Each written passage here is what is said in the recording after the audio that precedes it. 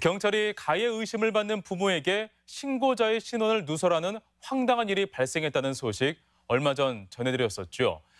경찰은 혐의가 없다며 수사를 종결했지만 아동보호 전문기관은 아동학대로 판단해 조치에 나서기로 해 논란이 이어지고 있습니다. 허연호 기자입니다. 지난해 11월 순창의 한 의료시설을 통해 경찰에 아동학대 의심 신고가 접수됐습니다.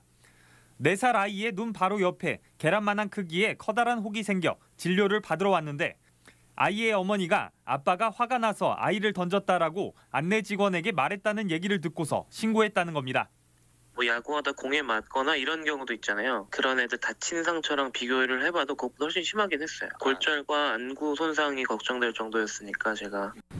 경찰은 신고를 접수한 당일 혐의가 없는 것으로 수사를 종결했습니다. 유치원에 가기 싫다는 아이의 팔을 아버지가 현관문 쪽으로 잡아당기는 과정에서 문에 머리를 부딪히며 이마를 다쳤다는 건데 경찰은 고의로 다치게 했다는 정황을 확인하지 못했다는 입장입니다. 이게 단어 몇 가지가 조금 이렇게 본인이 혼동스러워하는 게 있더라고요. 이 던진 거냐 이거 당긴 거냐 했더니 웃으면서 본인이 이게 내가 단어를 잘 몰라서 헷갈렸더니 잡아당겼다.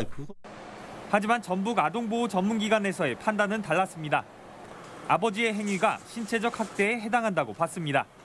상담을 했을 때 고의성이나 이런 부분들은 없었지만 아이 얼굴에 상흔이 남아있던 부분들이 있어서는 제가 아동학대로 판단을 했어요. 학대는 맞지만 고의성을 판단하기 어려워 처벌 대상은 아니라는 건데 의심이 모두 해소된 것도 아닙니다.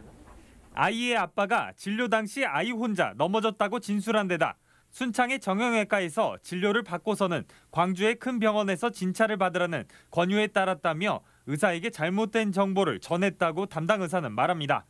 그 아이는 눈이 다쳤을 가능성이 높고 아니면 얼굴뼈가 부러졌을 가능성이 높은데 그거는 안과나 성형외과를 봐야 돼요. 정형외과를 가서 해결된 문제가 아니에요. 그래서 제가 꼭 아빠한테 안과 있는 병원에 꼭 가시라고 했거든요. 광주의 병원에 전화해 소견을 물었다는 통화 기록을 확인했지만 경찰은 해당 의사에게 의학적 소견이나 초기 진술이 번복된 점을 묻지 않았습니다. 신고자 신분을 노출하는 등 아동학대 수사 과정에서 부족한 점을 보였던 경찰. 아동보호 전문기관과 함께 해당 가정에 대해 모니터링을 하겠다고 밝혔지만 지속적인 관심이 필요해 보입니다. MBC 뉴스 허연호입니다.